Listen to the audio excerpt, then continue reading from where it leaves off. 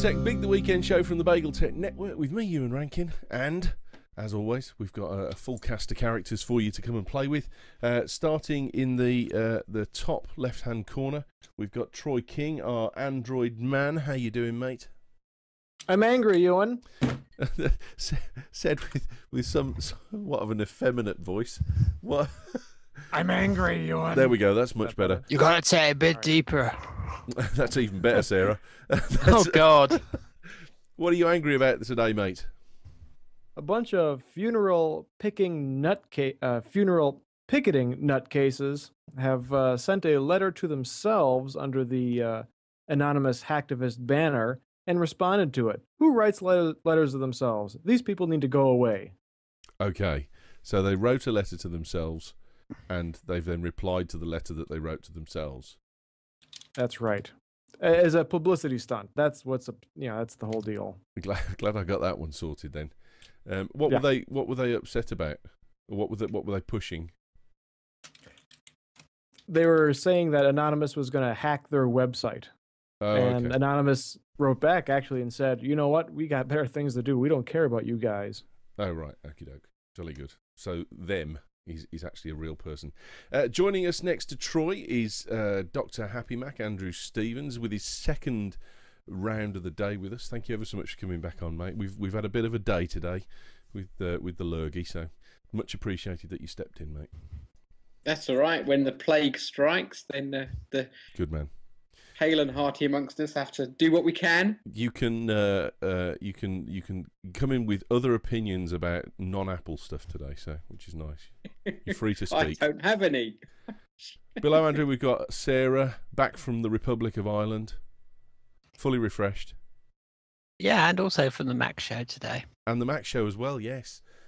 My first one. When it comes to loving Apple, you're just slightly above Carrie Holtzman. So you were very restrained today. I was very impressed. Yeah, I tried to think of things from a generic point of view as much as a Mac and let you guys get on with it. And finally, Mr. Erik Lanigan at a reasonable hour. Yes, only 2 in the afternoon. Yeah, for a change. You've got lunch, coffee, you've got up, had a stroll. No, you've got, thanks for stepping in the Mac show the last couple of weeks, but I didn't feel like, I could have sent you a text or a tweet or something, but I figured you wouldn't have got it in time, so, for the Mac show. Good week? Had a good week? Erik? Oh, me? Oh, yeah. Sorry, I thought we were still on the same. Good week. Oh. The show yesterday went a lot smoother. The chat room was less volatile, I'm pleased to report. Yeah, I did a supersized show yesterday, almost 3 hours long, because there was no Windows Weekly. So I just kept going as long as the calls were there, and yeah, it was fun. Is that available for download in multiple parts or something? It is, yes. In fact, that was the YouTube upload that I was waiting for. That caused me to have to connect to this show right under the radar of 1:59 p.m. 51 minutes. Good God. Oh, blimey, the week in tech. I've been dreading to this show because there's been bugger all. Absolutely bugger all. It's been a fairly slow week for anything that's not Apple, it has to be said. There's been a few things like, I had a big list and I've lost it now. There was a whole load of stuff about new things that were released for the Zoom has come out and or potentially leaked. HP have said that they're going to get their touchpad out sometime in June. HTC have also said that they've got new phones out called Thunderbolt in March 3rd over here in the UK. And of course, Thunderbolt came out on the new MacBook Pros. And whilst we're not here to talk about the MacBook Pros, Thunderbolt is only going to be exclusive to the Mac for up to 12 months. And then after that, it's going to be a free-for-all. So that could be quite interesting. What about starting with the report on PC high street repairs being as you're here, Andrew? So for those of you that don't know, Andrew is Dr. Happy Mac, who tours the Cotswolds repairing damaged and spent Macs and PCs. So you would qualify. No, you don't. And no, it's not Dr. Happy Mac and PCs. It's right. Dr. Happy Mac. You said you've helped people with PCs in the past. If there's a Mac involved somewhere. Oh, right, okay. With a PC, so it's got to be like a bonjour thing going on. Yeah, or somebody that needs to have a PC for some godforsaken reason in the same environment as their Mac, then yes, one can't be too blinkered. But yeah, if someone turns up and says, I've got this PC, then I always point them at the clues in the name. Oh, okay. Ooh, let us a shot across the complaint. Should bow. be to Andrew at. No, there's a Which report come out, and it says that high street stores are misdiagnosing simple problems when people are taking their computers in to be fixed. Some Which reporters went undercover, and desktops and laptops which had simple problems were spotted by big name stores that they visited, and in the 12, only 2 stores out of 12 actually managed to correctly diagnose the faults that were in them. What's it like on the other side of the Atlantic? Do you actually get decent repairs over there, or are you still looking at going to individuals like Andrew? I think maybe I don't understand the question. I mean, so do you take Troy? You're a do a bit of PCR tech work, don't you? So you're fixing computers and that kind of stuff. Right. Yeah. So is it predominantly that you've got like sole traders like yourself who fix those things, or are the big high street stores doing an awful lot more of it? I think most people will go to the local Best Buy. They'll get burned once, pay $300-400 for a virus cleanup or something fairly simple, and then after that, then they'll turn to the Yellow Book, or they'll find some local guy to help them out. That's been my experience, anyways. I'm usually the second or third guy in the chain. Right. So is it usually completely broken by the time you've got it then? No, not really. Usually it's a couple simple steps to rectify the problem, and then they're up and running. Right. Okay. Erik, after that, presumably they love you, Troy. That's the idea. So, Erik, I mean, what's I mean, California must be lousy with technicians. Yeah, I think so. I only been out here a little while, but and you know what? I don't actually know. I have a feeling I don't know the answer to your question about whether most people go to like a Best Buy Geek Squad or try to find a local person. I suspect, just because of the sheer number of Best Buys, that's becoming more popular. And I don't even really think that existed a few years ago. But my experience with any person who comes in to try to fix your computer is they often don't know what they're doing. Mm. I mean, that's true of both the professionals like at Best Buy and the independents. What kind of rate are like solo people who you're going to go to them and they're going to fix it first time for you because they're fairly reputable? What kind of rate would you expect to pay in the US? I don't know, because I mean I haven't used someone like that maybe ever, but I think from what I've heard, maybe it's like $75 an hour or so. Yeah, and I think it might be more. It might be more like to come on site, especially for businesses. Yeah, the general rate in my area, my neck of the woods anyways, is about $80 to $90 an hour in shop. You want me to go out to your place, well then it's going to be some travel costs there. But most of the time when I talk to people on the phone and they say, well, my computer's locked up, it's frozen, I think there's a virus on it. Have you tried rebooting it in the last month? Reboot? What's that? What, just so then they off, reboot the machine, and then it's working again. This is amazing. Thank you. And you charge $90 bucks for that? 100,000 starting at least. Okay, right. Okay, sorry, Andrew. we're pretty spoiled because where I am, it's pretty much deep in the countryside. So from a lot of people, there's not an option of the big names because they're just not here. So it really is kind of local services for local people, which is nice. But I think if you do go to the big stores, which over here is going to be Curry, PC World, the chains, people do love to trust the brand. That's why they advertise. They spend the money. People feel happy there. And at the end of the day, the guy behind the counter, he's not the most highly paid or motivated person in the world, and he's got timesheets to fill in. He's got budgets and numbers of repairs per day to fit. And if he's looking at a drive and he's thinking, God, I'm going to invest 2 hours in this, or I'll just pull it, put a new one in and tell them that that it was toast, then that's what you get. You get the quickest, cheapest thing that gets your computer going again. And if the choice is a half an hour to slap a new drive in and then tell your client they should have backed up, or spend 2 hours diagnosing something, then tough luck, new drive. Is that not what we're expecting, though? Because, I mean, surely the technology that we've got is very much like cars. You know, I mean, cars are very much modular technologies now, where if something breaks, it's not worth looking for the diagnosis of the individual component within the group of parts. You take the module out, you replace the module. You're not saying that computers shouldn't be the same kind of thing. If you've got a dying drive and it's clearly associated to do with the hard drive, then why prolong the life of something that's really dying anyway, and the potential to lose data, to get data back, is going to go as well at that point. Yeah, no, that's true. I think that I always do say to people now, if there's an issue with the drive where it's picking up errors, and you try it and you fix it and it errors again straight away. It's like back in the day when a hard drive cost hundreds and hundreds of pounds. Then maybe sort of map the bad sectors on it and send them away and just keep things going. But these days, the slightest thing, then perhaps pull it out, put a new one in. You're looking at 50 quid for a new drive. Probably does make sense just to treat it all as disposable stuff. But because as a single trader rather than a chain thing, I have a very direct relationship with my customers. So it's all about, before I do this, have you backed your data up? Before I do this, are you okay with this? You need to talk to people. And they look at you blankly. Yeah, well, they do, yes.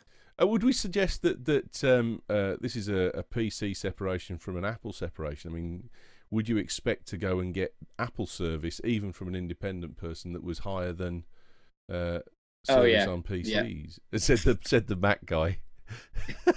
No, I think they do. It's part of. Most people don't get the fact that I'm not Apple. They're like, when stuff goes wrong with their Apple stuff, they're cross with me. It's like, why is why is this not working? And well, it's I'm me, Apple at Apple, and people conflate the two quite often.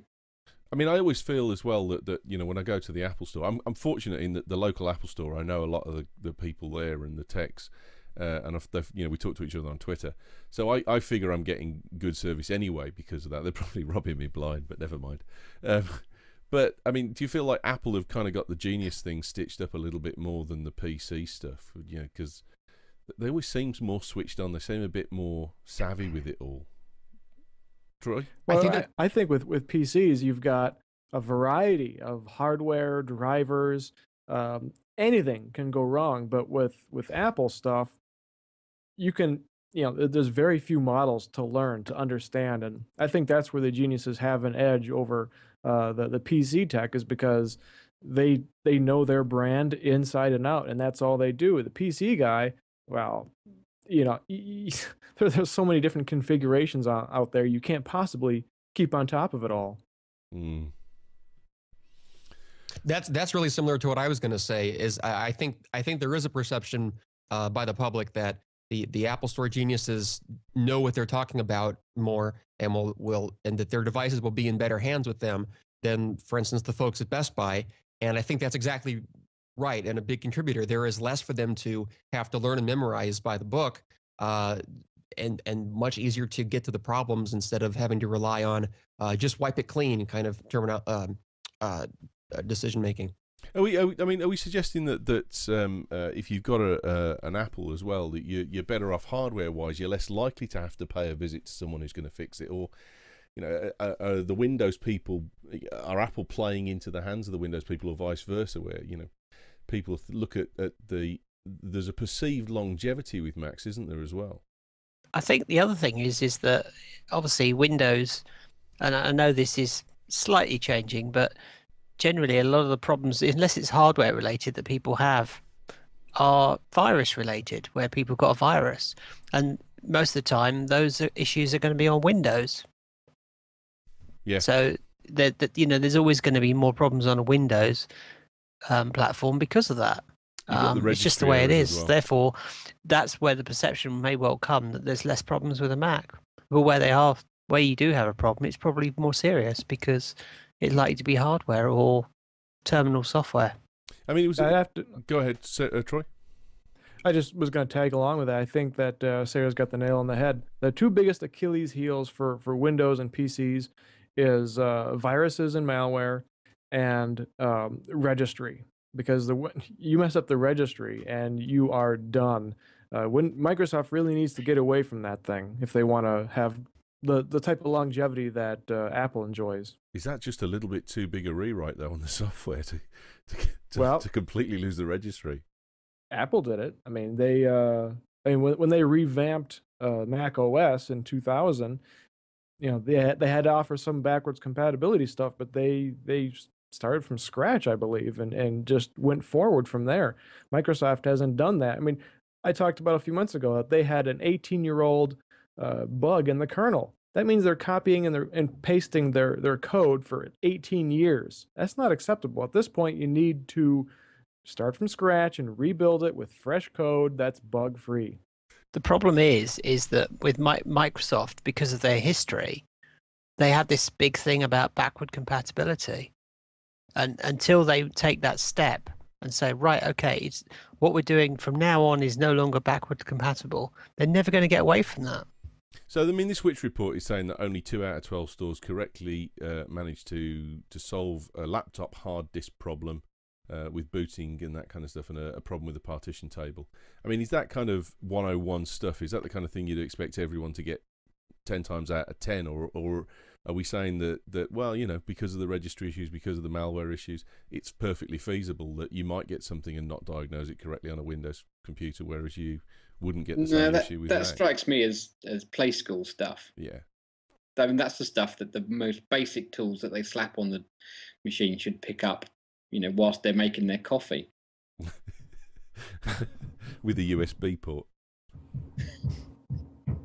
Aye. Someone wants to come in.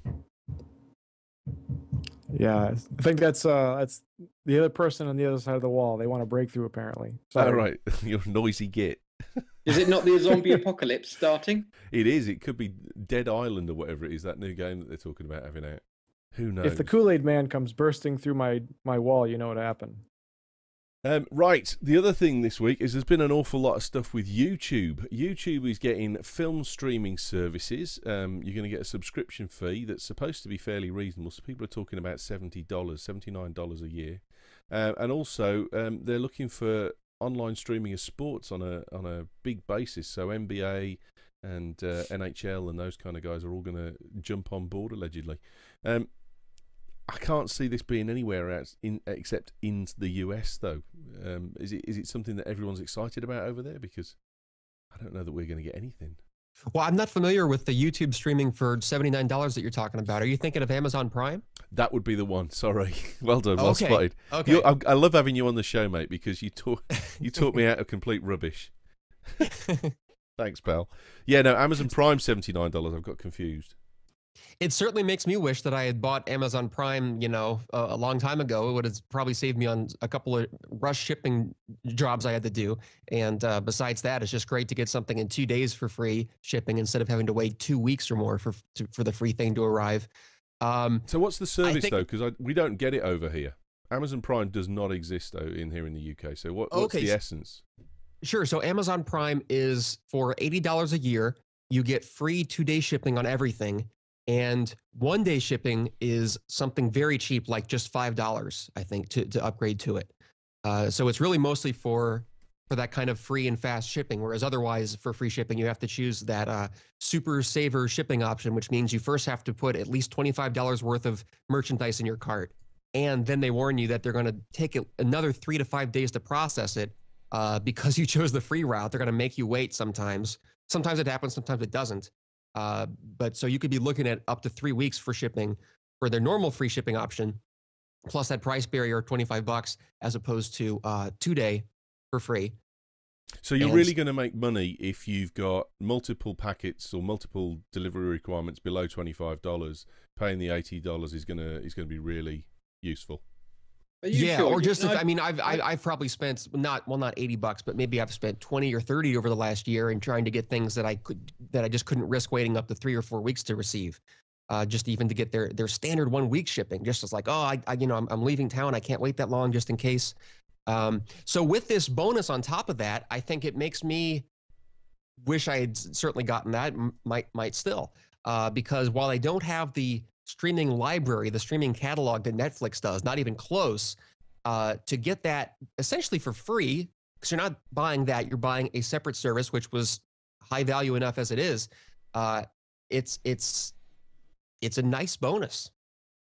It is. I mean, especially around Christmas. For shipping, yeah. So I pay £50 a year for Amazon Prime in the UK. Oh, I didn't even know it existed over here. That's what I was thinking. Yeah, no, because I buy quite a lot of drives and things off Amazon. Of course. Yeah, it's great. Saves loads of money. Press go, drive turns up. Right. Oh, okay. You know, I've got a chart here, and I'll paste it into the Etherpad in just a second for the show notes. But let's see. It's this is from paidcontent.org that I found the other day, showing a breakdown of how the Amazon Prime compares to Netflix, Hulu Plus, iTunes, Hulu Regular. So for comparison, Amazon Prime Instant Video has 1,700 movies available to Netflix's 8,200. And the number of TV episodes is 4,000 to Netflix 23,000. So it gives you a rough idea. And they do 720p, whereas Netflix does 1080. So it's, if anything, it's right now at least more of a competitor to Hulu Plus, who is really looking like a bad proposition. At the same $8 a month as Netflix, you get hardly a fraction of the same content. So maybe more TV shows, but I'll send this along to you right now so you can see. Yeah, just to let everyone know, we've got a show notes coming out that Troy's been playing with for the last couple of weeks, and I think kind of nailed last week for the first time. It's going to be called The Spam, and it's a newsletter that you can sign up to through Google Groups, and each week we'll send you the show notes from all of the daily shows with all of the links in it from all of the stories, and all of the other shows as well. All the show notes will have all of the links for everything that's been used, and also all the pics, the cool thingies, the eye thingy and the cheap thingy off the photo show will be in there too. So you'll just have to sign up for it. We're not going to steal your email address and start sending it out to proper spam warehouses. The only spam you're going to get is going to be our newsletter, but it'll all be in there. We'll cover that again though sometime. Questions in the chat room. Tom is saying, my nephew here in San Francisco fixes computers. He's not getting 75 to 90 an hour. He's getting more like $50. He also said that the big box stores generally do a bad job by reputation. So sounding out exactly what the survey's saying. Marmot's saying as well, PCs are best if you want gaming, but Macs are great for most everything else. Otherwise, he's going to stick with the PC. And Paul's taken the opportunity to correct me again, because he corrected me on the HP Labs front last week. And he's saying it's £49 a year for Amazon Prime, which is going in with what you said there, Andrew. Do apologise. But they've never offered it me. I didn't even know it existed. So I'm not a good enough customer, clearly. What else have we got? It's been a there is one interesting thing about Amazon Prime. In some ways, it's great that we're going to have this competition now that for roughly the same price. Depends on how you look at it. If you already have Amazon Prime or already have a high esteem for that as a shipping service for $80 a year, and you think this is just an add-on bonus, that really competes with Netflix. But that's almost like they're giving it away. That's almost like they're using their gigantic, indomitable force as the premier online storefront and shipping and delivery and everything, to really kind of undercut Netflix, which is, that's hard to watch because Netflix is one of the great web success stories because it's a startup, it's independent, and it sort of came out of nothing and out of nowhere to offer a service that just consumers love it. And there's never been any kind of sense of they're too big or they're monopolistic or there's nothing. They've just always done things to delight consumers, and people have always thought they've had great prices, and they've done it all on their own. And I would hate to see Amazon come in with all their long agreements and huge clout with selling DVDs and Blu-rays and everything already and who obviously has all these probably very cheap deals already inked with your home video distributors and so forth and licensing. And they have the potential to really come in and sort of be a Microsoft there and give that service away. And I hope Netflix isn't. I hope they can stay competitive with that. Is that kind of almost abusing the dominance of the position that they've got? It could be. I don't know whether I think Netflix has acquired some very good deals. On their own, just because they're it just seems like they're doing a great job. I mean, everyone loves the CEO and the culture he brings to the company and just everything that they've done. And whereas Amazon might just be, such a huge player that's really unseatable right now in everything else that they sell and their what do you call it? Order for fulfillment and shipping and all. So the potential is there. So, I mean, presumably as well, though, if you look at this goes back to a point that you were making the other week, Erik. You were saying that, people want to watch TV on their TVs and they don't want to watch films on their laptops and computers. And likewise, they want their Amazon Kindle and their iPad to be their reading device. They don't want to start reading stuff on the TV screen. So the beauty with Netflix is it purely filters into that genre, doesn't it? Because you're going to have some kind of box that catches it and displays it. So if the deal with Apple goes forwards, you've got Netflix on your Apple TV. Now Amazon haven't got that device that brings their streaming content through, other than computers. Are they relying on selling that service into other boxes, the Boxy Box and so on, and Hulu and what's the other one that begins with an R? I can't Roku. Remember. Roku. Yeah, well, that kind of stuff. Amazon actually has been in a number of set-top boxes and streaming services and built into the smart TV software for a while with their Amazon. I think they originally called it Amazon Unboxed, and then they changed it to Amazon Video on Demand. A lot of devices actually already support that. Whether or not they, with little to no upgrade in software, can support this streaming service, I don't know. But if they can, then they'd really give Netflix a run for their money. Because the great success story of Netflix is they sort of overnight became almost a platform, almost a delivery platform that every maker of a set-top box like a Roku or a Google TV or a Samsung Smart TV or just whatever you can think of had to include, as if they were some kind of platform service, cable provider, any way you want to look at it that way.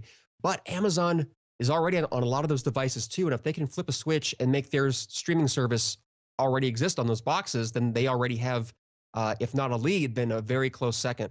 That's going to be a kind of a shame for Netflix if that really does get to that kind of stage there where they can get squeezed out just because Amazon are bigger and branching out.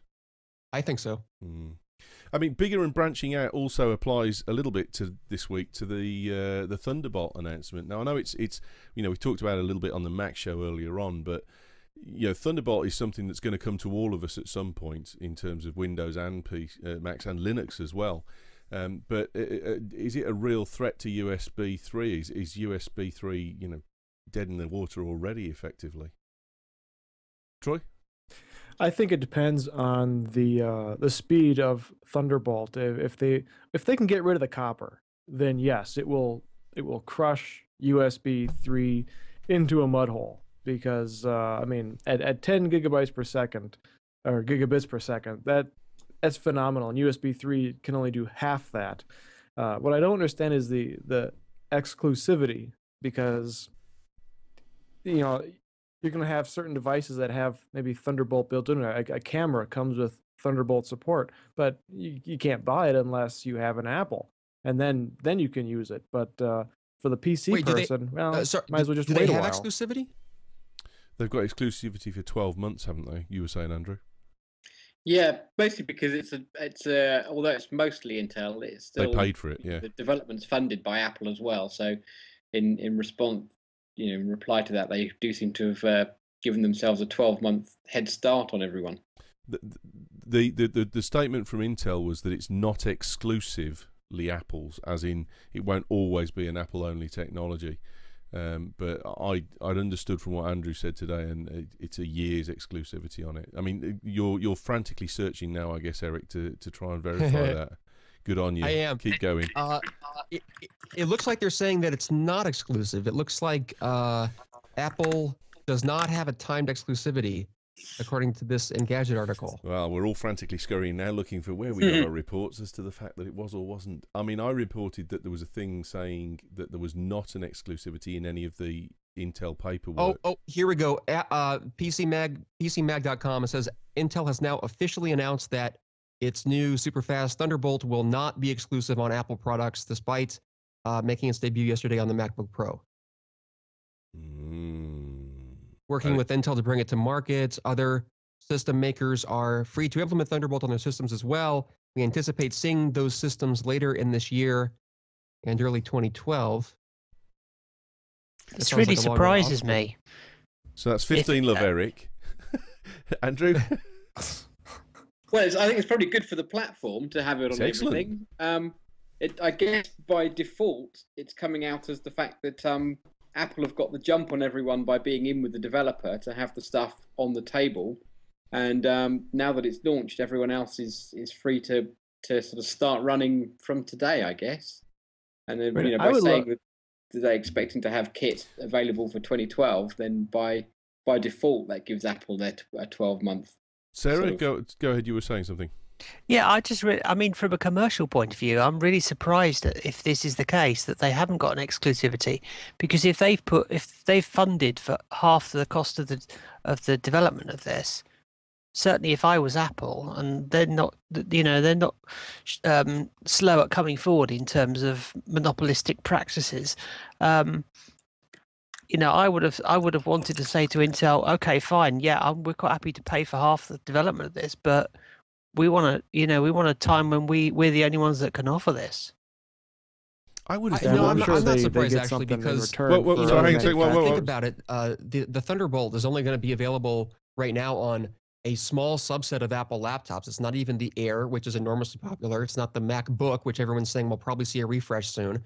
So I think Apple has learned from their past experiences with the original iMac being the first computer on the market to use USB, like it did, so exclusively as its only I/O, and FireWire being an Apple technology that was not exclusive to Apple, but took a long time and a lot of difficulty to make what little blip of popularity it did have on the Windows side.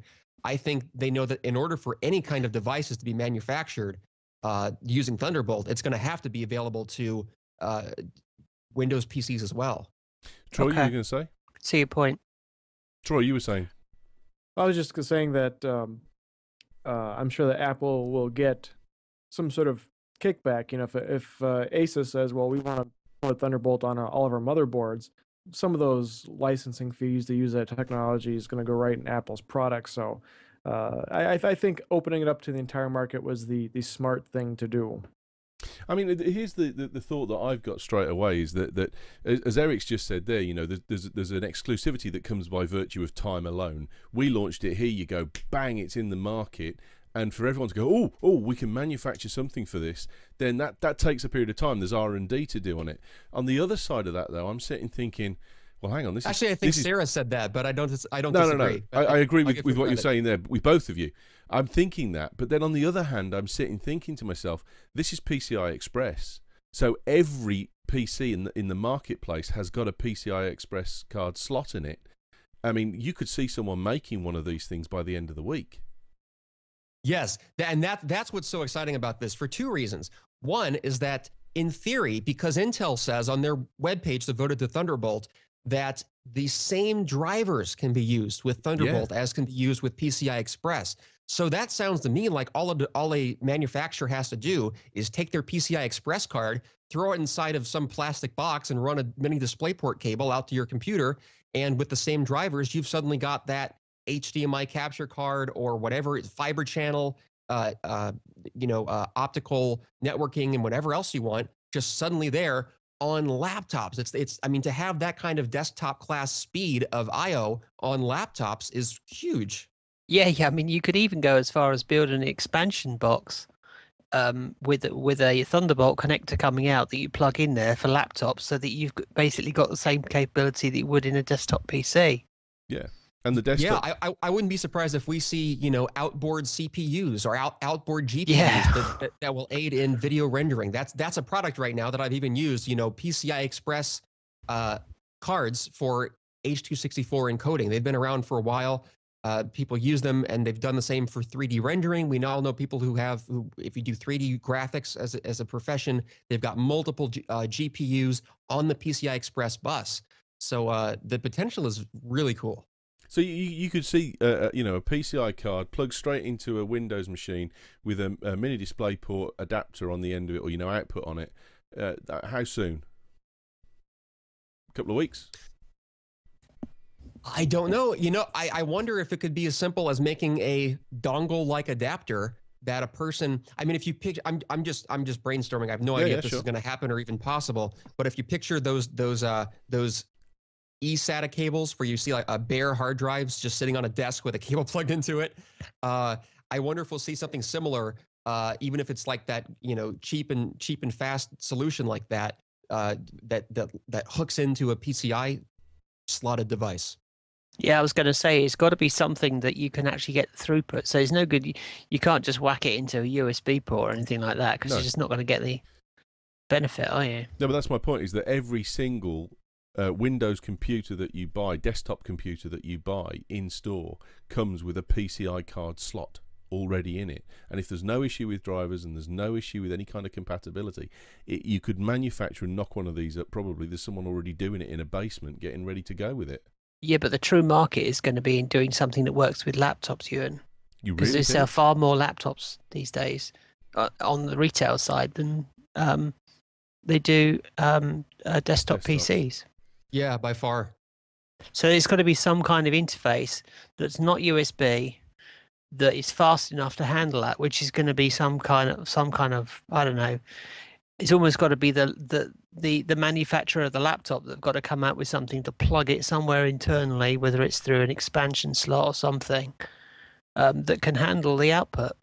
What I would like to see is all the proprietary cables for desktops and TV connections, have it all go away, have it all be Thunderbolt. And this is one of the original ideas behind Lightpeak, was that you've got a motherboard with just a bank of connectors on it that are Thunderbolt, Lightpeak, whatever you want to call it. You can plug your monitor into it, your keyboard, your USB, your camcorder. You can even plug it into your TV. You know, it's just one connection to plug in many devices. I think that would be an awesome end game, and they'd make a ton of money if they did that. It would be great. I mean, it's kind of where we've been moving with USB, but I you know, with that kind of throughput, it'd be fantastic. And I know we touched on the Mac show how you'd actually connect it, and if you could connect them serially as well.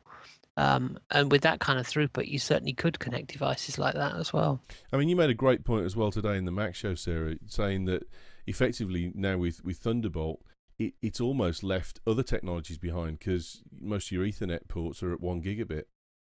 You know, so if this thing's running 10, your own home network, even if you've been wired for copper around the house, it's obsolete. Like me. Well, me too. It's obsolete. You know, you've gone past the. Is there a big catch up that's now got to take place with other technologies around the house? It does actually raise an interesting point though. Is we know what the speed is, but how long can these cables be? That's a good issue. I don't know.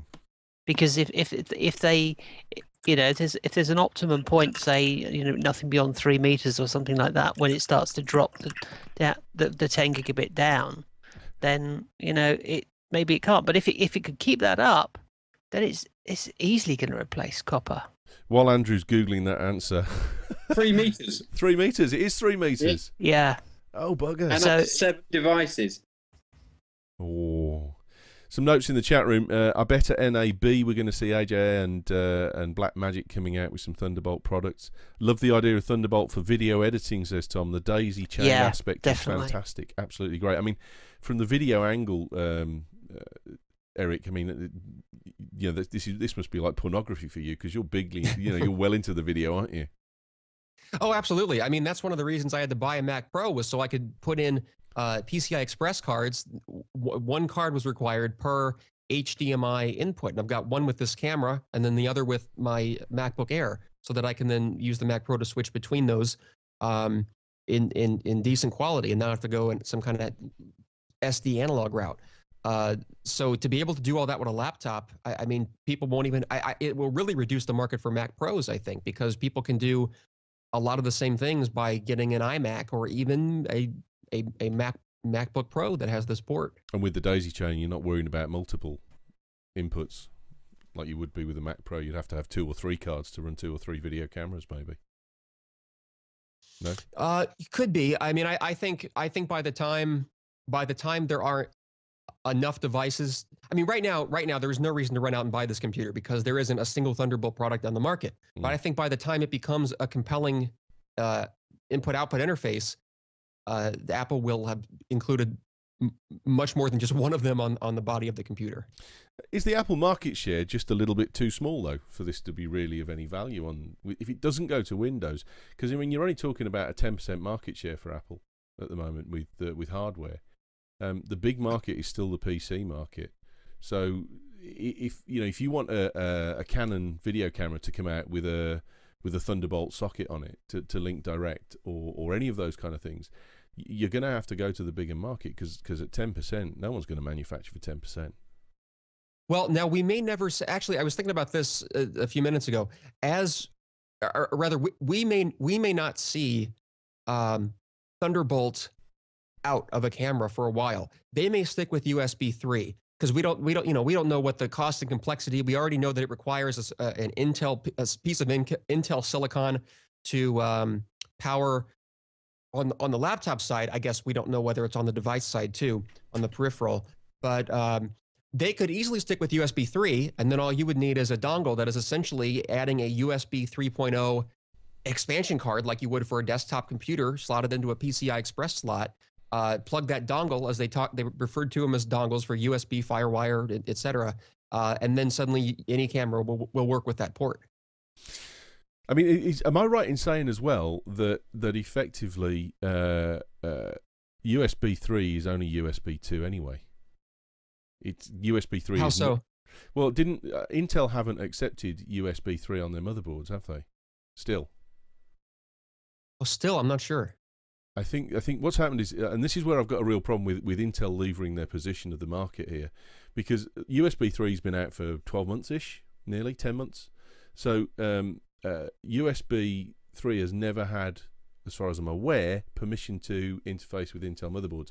AMD motherboards, I think it works, but on Intel motherboards it doesn't. And Sarah sat there with a fantastic USB 3 device that she was broken-hearted when I told her that it wouldn't work, and she's checked the speeds and it's running at USB 2. So I mean, have they really abused their position here because they've stopped people going onto the motherboards with USB 3 because they knew that Lightpeak was coming out, and now that they've got Lightpeak out as Thunderbolt, they can actually now leverage the market even further and prohibit USB 3 from taking a hold. There is no competition anymore. I'm not sure that's a bad thing. I think it's probably I'm not sure it's a bad thing because I would prefer that utopian world in which every port on the back of the computer is exactly the same and runs at twice the speed plus with display power that USB 3 didn't have. So if the USB standard was just kind of stopped dead in its tracks, I don't really think I'd care that much. And I think what I suspect we'll see is I think we'll see Thunderbolt very quickly on Windows PC and laptop sides. And also then they will go entirely to USB 3 and Thunderbolt, and they won't offer any more USB 2.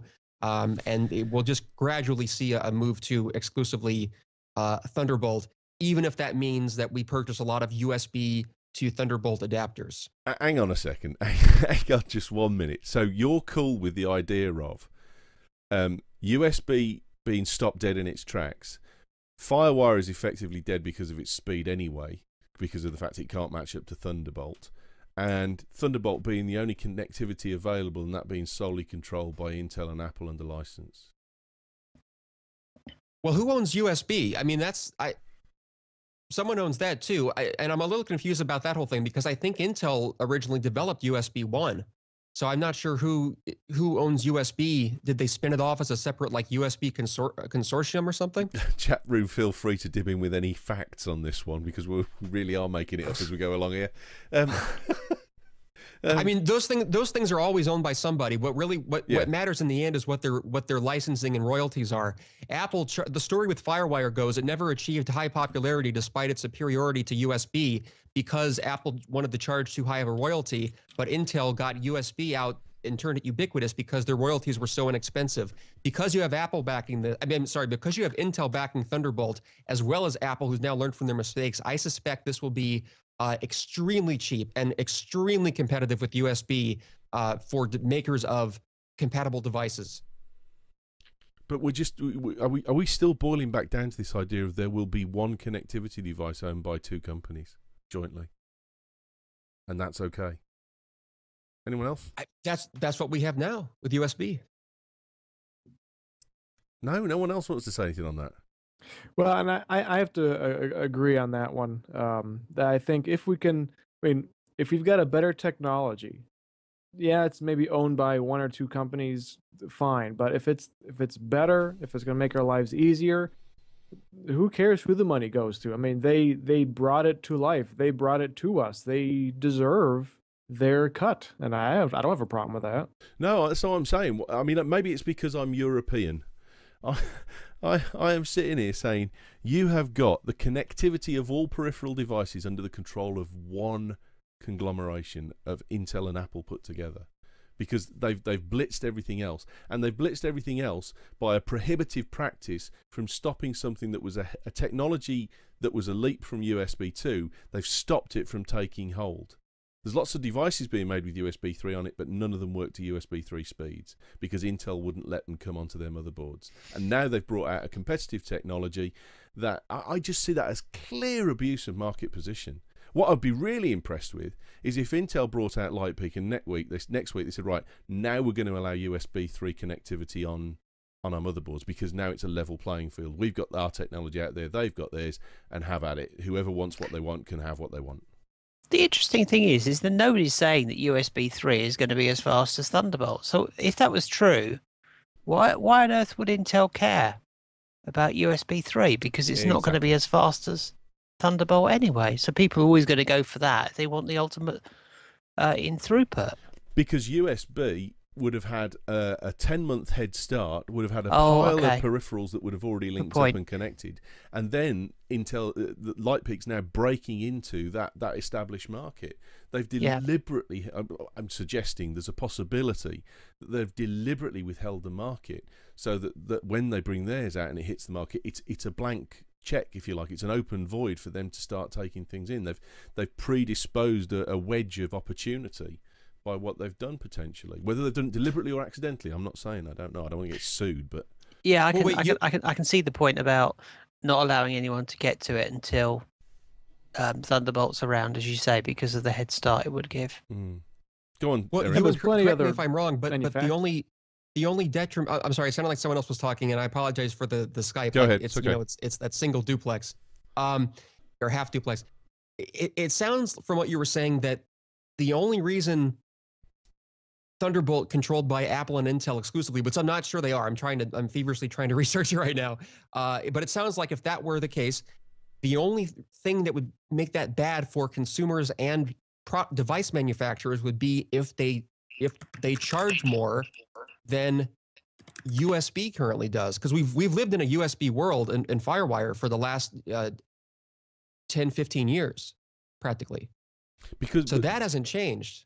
But no one leveraged the position of USB. What I'm saying is there may have been one company that owned USB, but the company that owned USB was not in a position to lever out FireWire. They didn't control the access to the motherboard the way that Intel does. Intel have stopped the use of USB 3 to their motherboards and chips proactively. Whether they still do or not, I don't know. That's what I'm saying. I'm being cautious about. But they have proactively stopped the connection of USB 3 to their product, and their product makes up 80% of the total chip market, isn't it? Or 70% of the total chip market? That's got to be a bad thing, surely. I just feel like I'm the only one seeing this. It's like the king's new clothes. No, I think everyone sees it. I think, but people are sort of, it's that kind of, what you going to do? I mean, for years, bend over, here it comes. Microsoft leveraged the whole reason that Explorer took over the internet was because Microsoft bundled it with Windows, and nobody else got a look in. It's kind of the history of technology. And look what happened there. Well, yeah, we all really suffered there. I mean, we ended up with version after version of this cruddy piece of crap. Indeed.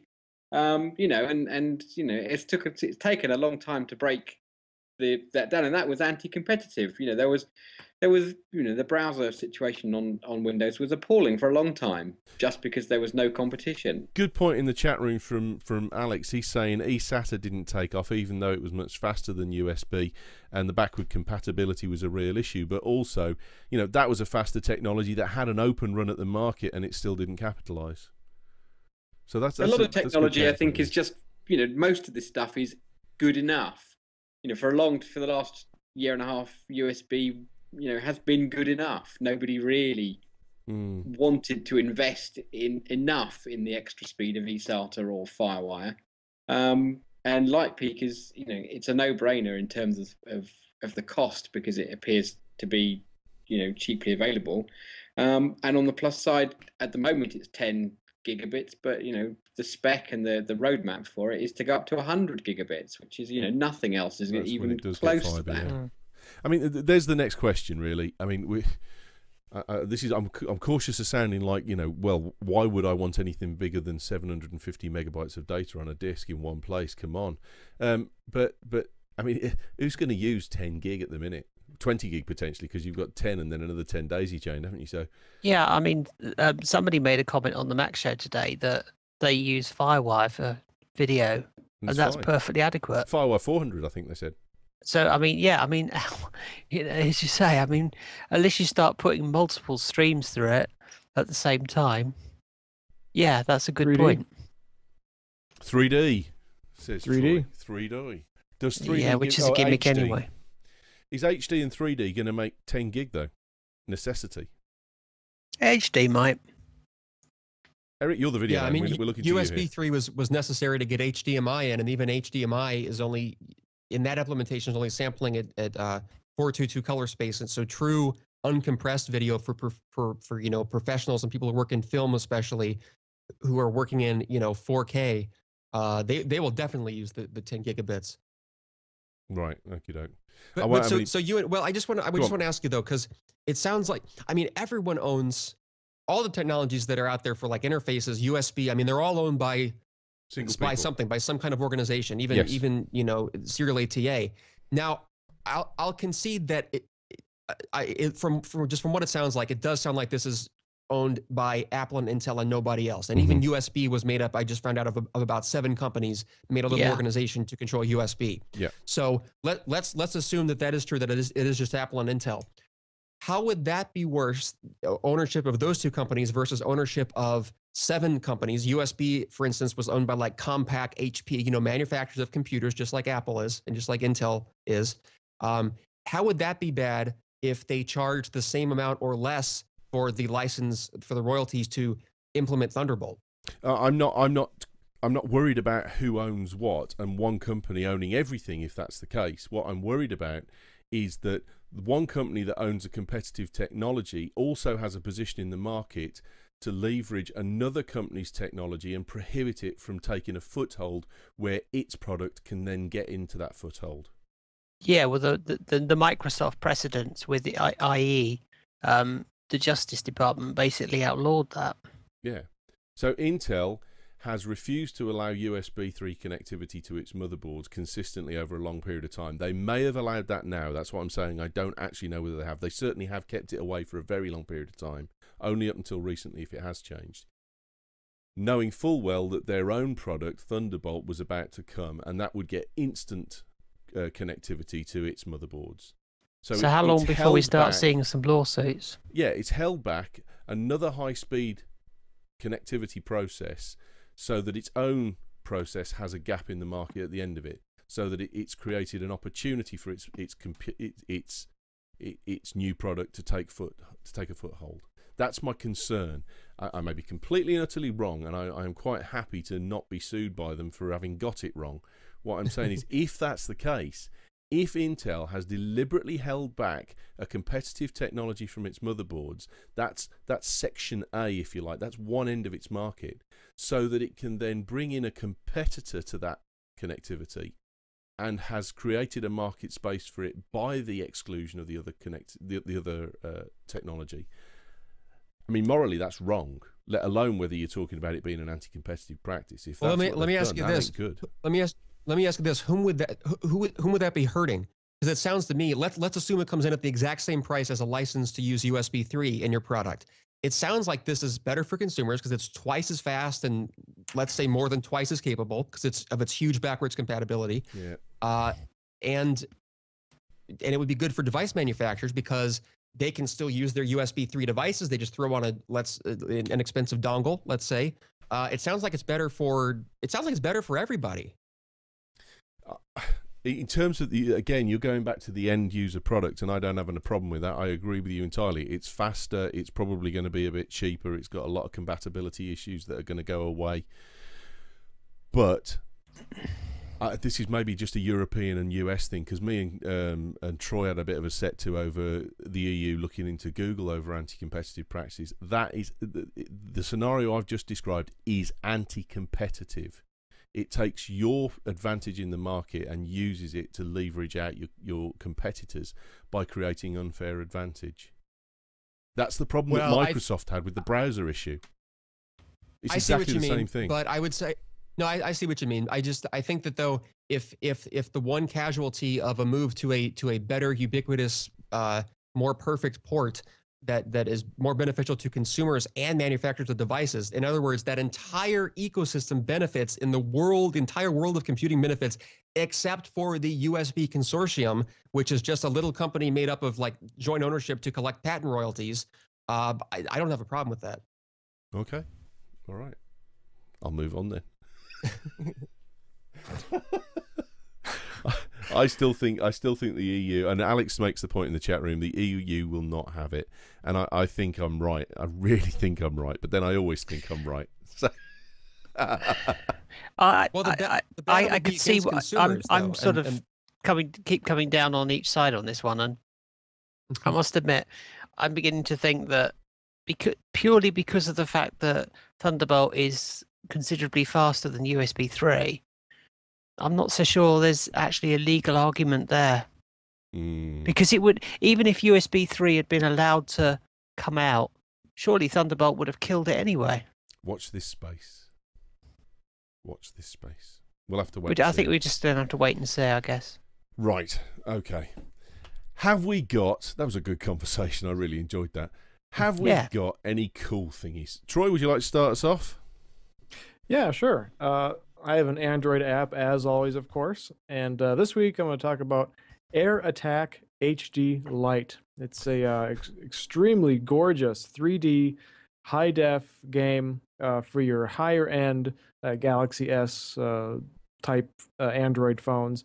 And it's just like the arcade shooter. When you had your plane on the screen, you're shooting down scumbags. The plane's just firing automatically because, well, button mashing on a touchscreen phone isn't going to work so well. You just drag your finger around, you navigate the plane to avoid various obstacles and gunfire, and just tremendous sound effects. The graphics look fantastic, and the light version is free in the Android market. And there's no pro version yet, but I'm assuming that's on the way. It says here it's an award-winning next-generation top-down air combat shooter. There you go. Exactly. And I believe it's also available on iPhone and iPad. But at a price. Right. Thanks. Andrew, we've kind of you stepped in at the last minute here, so if you haven't got a cool thingy, don't worry. But have you got a cool thingy? I have. It's in the show notes there. Yeah, it's not Mac related because I'm not on my own show today. So, yeah, I mean, obviously, I love my iPhone. It is super fantastic. But the only thing it doesn't do really well is make phone calls, which is lovely. But let's face it, when you pull it out in the pub or in the bar now, you're not actually going to make a splash. Everyone's got one of the things. So if you're going to be looking to make a statement with your phone, you're going to have to find another way to do this. And the way to do this is to pull out of your pocket the sexiest, best designed telephone in the history of mobile phones, which is the Ericsson T28 phone. Absolutely fantastic. They're tiny. It's got a little flip and it's brilliant. It's like 3G, so you can still use it today. You can text your mates. You can look like you come from the space age. It's brilliant. And the best thing of all is that I've put a link in the show note. You can go onto eBay. You can buy one for 99p with a charger. Your cool thing is a 10-year-old phone. Absolutely. There is nothing cooler than a 10-year-old mobile phone that looks like it was designed yesterday. I've got a Sony Ericsson T61 actually, and it was a very, very good phone. The problem with it was it's bloody useless for things like email and so on. It doesn't work at all with that. And contacts, it doesn't do any of that rubbish. Even contacts is a pain in the arse. Who cares? And you just look at it and you think, where did Ericsson go so wrong? What happened to the company that just knew how to design a mobile phone? They knew everything about designing mobile phones. The T28, in my opinion, is probably the loveliest mobile phone ever designed. As I said, 99p you can buy one for, and you can get one on eBay. Yeah, well, the T61, the T61's not a lot different. I've got a T61 in the cupboard here, so I might dig it out and go and get myself a pay-as-you-go SIM just for when I go to the pub or something. No, the T61 is not in the same league. It looks exactly the same. No, it doesn't, does it? Yeah, it looks down near the same, mate. No, you got the wrong phone. I got T61, is it? So we shouldn't be Googling during the show. No, T61. Why? The 28. Hey? I think we should. Sony Ericsson No, it's not the T61 then. That's absolute rubbish. What am I talking about? What's the one? I'm going to find out what it is before the end of the show. T63, maybe. T63? God, this is good listening, isn't it? There you go. So we're cutting edge tech. We're on there. People have logged on and listening in to find out what's what, and we're explaining to them why they need to go out and buy a 15-year-old mobile phone. We've lost 2 listeners in the chat room. Let's move on quickly.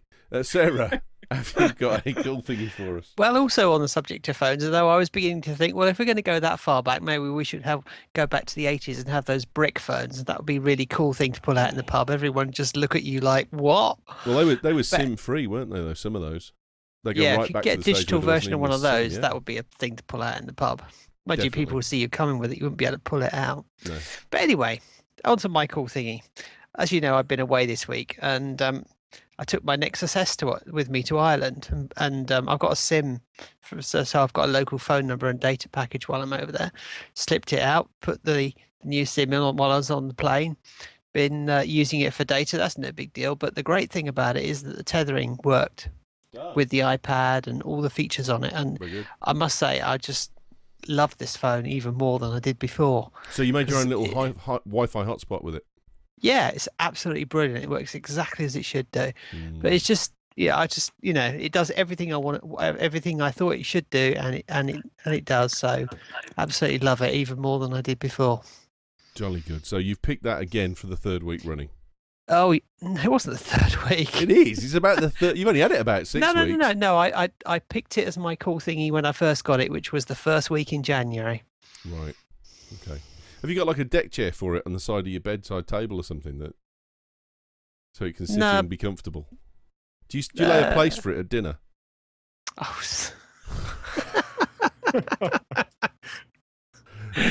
Oh God, no comment. Do I need to add it to the Christmas card list? Oh yeah, definitely now. Okay. Do it, Sarah. Do it. Say yes. Yep. Right, and finally, we've got Erik's.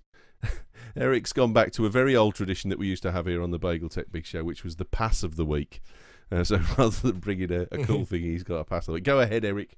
What's your pass of the week? Yes, my extremely non-cool thingy. So, seeing as how the only thing I've acquired this last week was something that I took back because of how much I hated it, I'm doing an anti-pick to tell people not just about this product, but in general. I'm referring to the Motorola S10-HD Bluetooth stereo headphones. Like they're these. 60. Like you have, yes. Thanks, man. First, okay. So tell me, it sounds like God, that looks like a torture those. Device. No, go ahead. Right. What's your problem with them, mate? Come on. Okay, my problem is I bought them. So if you're listening only on the video, they're the little earbuds that also have the wraparound headband that go around the back of your neck. That typical form factor, and they're wireless Bluetooth headphones. I got it to use with my iPhone because I needed a USB I'm sorry, because I need a USB on the mind now. I needed a Bluetooth. Oh, let's get into that. Oh, one company owns Bluetooth. Oh no, because you need. I needed a Bluetooth headset, and I prefer to hear voices in stereo on the phone than just in one ear. So I thought, well, I'll try a stereo headset with A2DP. And of course, they advertise this thing on the product's box for using for phone calls. But it's horrible for phone calls because it plugs in your ears. I mean, I suspected that it might be like this. I was worried that it would be, and it was exactly like this. It's as bad as talking to someone, trying to have a conversation with both of your ears plugged up. Your voice sounds so unnatural. It's so hard to talk. It's very uncomfortable. And beyond that, the audio quality sucked. Really? I think you had a bad unit then, because I don't think the audio quality sucks at all. I listen to music on this when I'm driving the car, and I listen to podcasts on it, and they come over okay. I'm all right with them. Now you might have a different model, because mine had a little bit of white or gray on it, and I think yours looked all black. Mine is all black, yeah, absolutely. But yours is yours the S10? No, it might not be, because you've got a funny little. No, mine's different, because you've got a funny little symbol on yours. Okay. But have you used yours for? I mean, so for the audio, my complaint was it had absolutely no high end. I admit I didn't get far enough playing with the various. I think they give you 5 different sizes of ear molds, to fit inside your eardrums. Yeah, 3. So that I'm sorry. I got 3. What, 3 sets? 3 sets of earplugs, yeah. Different sizes. I was probably 3 on this one too. But I didn't really get into playing with those just because it simply did not work for making phone calls, and that was the primary use that I bought it for. And the audio, I could tell it just had no high end whatsoever. I could totally hear the Bluetooth compression, same as I have with other devices in the past. So this was my last attempt at getting a A2DP Bluetooth for any kind of audio listening. Right, we'll have to go and check Amazon for the code I'm about to give you. But it's the S9HD is the one I've got. S9HD. Oh, okay. S9. So how do you like it for making phone calls? Do you find that you can talk on it even with your ears plugged up like that? Yeah, I think I learned a long time ago. I had a friend who used to work in the telephone industry, and he was telling me about the fact that the original phones, you didn't actually have any feedback of your own voice, and the reason they had to change it and give you that feedback because people were shouting. They didn't understand, so that they had to get this thing back. But since he told me that, I found I just it's one of those things that it takes a while to train yourself. But when I use it, I know I just have to talk in a normal voice. I don't need to shout to try and get over the car noise and that kind of stuff. And it's just a discipline thing of just keep talking. Don't worry about the fact you can't hear yourself. Plus, also, I've got a bit of a fat head, so the earbuds don't fit in the ears particularly well. So I can hear myself through the outside of those a little bit. But I've had a mess around. I agree with what you said, and I would not mind it if the only problem was you couldn't hear yourself. But the problem I had was, if you stick your fingers in your ears, or you close up your earlids your ear flaps to block out external sound, you don't just stop hearing stuff. You create a low rumble. You hear the bass becomes magnified. You get that occlusion effect where you get much heavier bass and you lose the high end. And it's a weird feeling. It sounds unnatural as opposed to just not hearing yourself. Okay. No, I mean, I certainly when I listen to music and stuff like that, I feel it's okay. It sounds perfectly good. I understand what you're saying about your own voice sounding a little bit more hollow, but maybe that's because, like I say, the earbuds don't fit really tight in my ears anyway, so I don't have that problem because I'm still getting my own voice coming through from the external car atmosphere. That could be it. Try the smaller earbuds instead of the bigger ones then, because I already took them back. Oh, okay. Maybe. So much for that. My pick of the week is the Motorola S9HD. No, just kidding. Nah. My pick of the week was today. I had we've had a bit of a day here today because poor old Carl's gone down with the lurgy, and a few other people that I thought were going to come up on the show have cried off as well. And at one point, with like about 10 minutes to go to the Mac show, I thought it was just going to be me and Andrew. and some other people very kindly. Mark came in and Sarah jumped in at the last minute, and Will was coming anyway, so it all worked out okay. And then I recommended something on the Mac show that Andrew knew, the developer of, and he sent a message back saying that I'd said it was my recommendation. It was Alfred for Mac, and the lady that's developed it. I looked at her tweet feed because I was going to follow her, and she said she was listening to. I'll make sure I pronounce this right. Pomplamoose music on YouTube. That's POMPLAMOOSE, and it's a guy and a girl, and they make music in what looks like a converted bedroom with mattresses on the walls to try and deaden the sound, and they're bloody marvellous. And I've had my foot tapping all afternoon while I've been doing some work and messing around with some stuff for the website, and they're brilliant. I felt fantastic when I finished. I was in a really good mood, and they've got some classic tracks on there. Earth, Wind and Fire, September. Their version of that is unbelievable, and even the Beyonce one, all the single ladies, brilliant, absolutely awesome. Go and check them out. POMPLAMOOSE.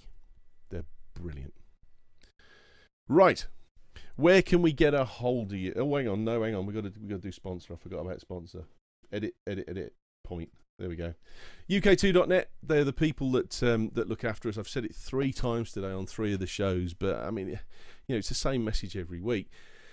If you like listening to the Bagel Tech Big Show, or the Mac Show, or the Photo Show, or the Droid Show, or the Rage Show, or the Media Show, or the Sound Show, any of the shows that we do, the news show, then you need to go and check these people out, because they're the ones that keep us afloat.